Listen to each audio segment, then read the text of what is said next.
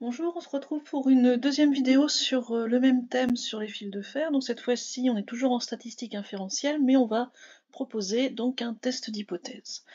Ici, on a une extrudeuse avec un réglage usine annoncé avec une moyenne de 3,5 mm et un écart type de 0,1 mm.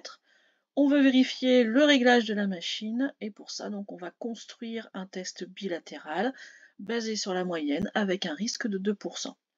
On vous demande d'énoncer les hypothèses, puis de savoir avec quelle loi de probabilité on va travailler. On énonce la règle de décision pour ce test, et enfin on va aller vérifier ça sur l'échantillon du jour.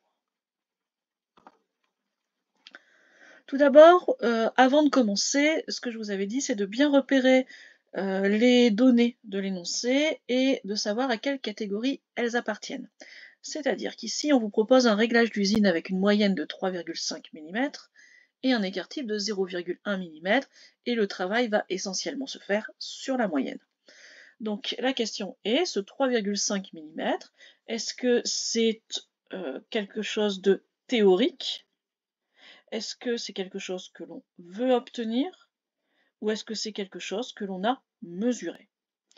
Ici, c'est ce que l'on espère avoir puisque c'est un réglage d'usine. Donc en théorie, on voudrait avoir 3,5 mm. Et c'est ce qui va nous constituer l'hypothèse nulle. Donc notre hypothèse nulle H0, c'est le fait que ça fonctionne comme on le veut. Donc que la machine est bien réglée et donc que notre moyenne est à 3,5 mm. L'hypothèse alternative, c'est le contraire, c'est que la machine n'est pas bien réglée, et à ce moment-là, notre moyenne ne sera pas égale à 3,5. À partir de là, on est capable de dire quelle loi de probabilité va suivre la variable aléatoire qu'on a appelée grand X bar, qui va donner à chaque échantillon sa moyenne.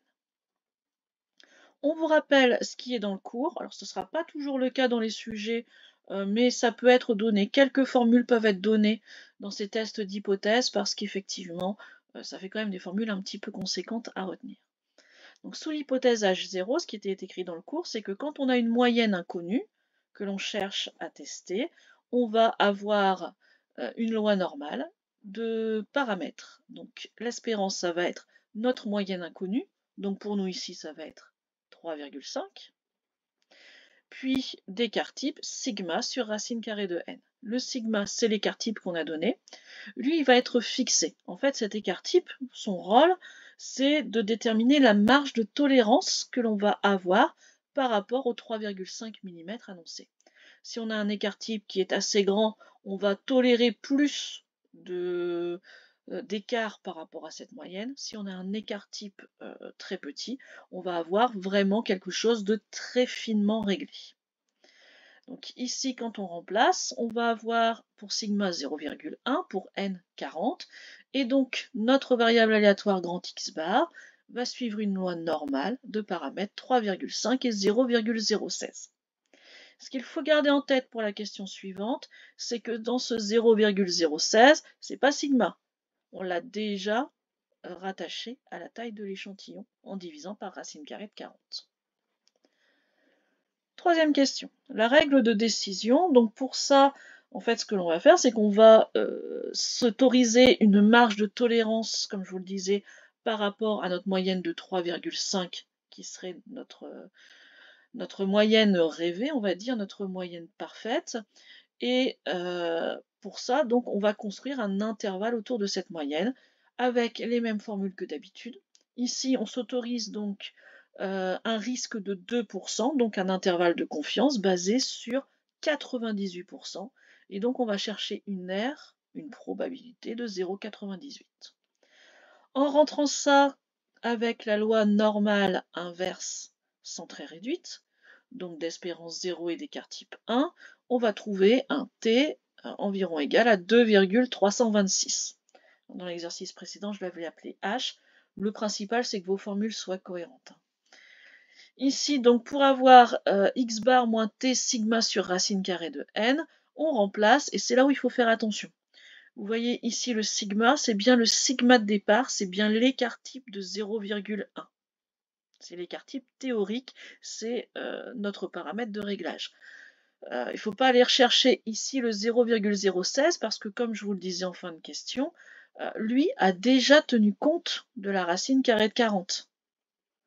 Donc si on écrit cette formule-là, ce que je vous conseille parce que c'est la même un peu partout, dans ce cas-là, on reprend bien le 0,1 de départ. On fait nos petits calculs, on arrive à 3,463. La même chose en symétrique avec un plus donc, et on arrive à 3,537. Et à ce moment-là, on peut construire notre intervalle et énoncer notre règle. Quand on va tester sur un échantillon, si la moyenne de cet échantillon est dans l'intervalle, on va considérer que la machine est bien réglée. On peut même compléter notre phrase en disant que si notre moyenne n'est pas dans l'échantillon, on va rejeter le réglage de la machine et donc on va refaire ce réglage. Ici, on vous dit que l'échantillon du jour nous a donné une moyenne de 3,512 mm. Donc on va vérifier par rapport à l'intervalle, on est dedans. Donc le réglage de notre machine va être considéré comme correct. Et on s'arrête là. Voilà. Là, il y a vraiment toutes les questions. Il n'y a pas d'autres choses qui peuvent vous être demandées sur le test bilatéral. J'avais parlé un petit peu en cours du test unilatéral. Celui-là, on va pas vous tester dessus en évaluation. C'est quand même un petit peu plus compliqué. C'est quand on cherche si on est au-dessus ou en dessous d'une certaine moyenne. Voilà, on s'arrête là pour les statistiques inférentielles. Donc au niveau des conseils, apprendre bien cette propriété-là, savoir quelle loi normale est, est toujours donnée sous l'hypothèse nulle. Vos formules qui sont les mêmes que pour les intervalles de confiance. Le procédé ici pour créer l'intervalle qui est toujours le même.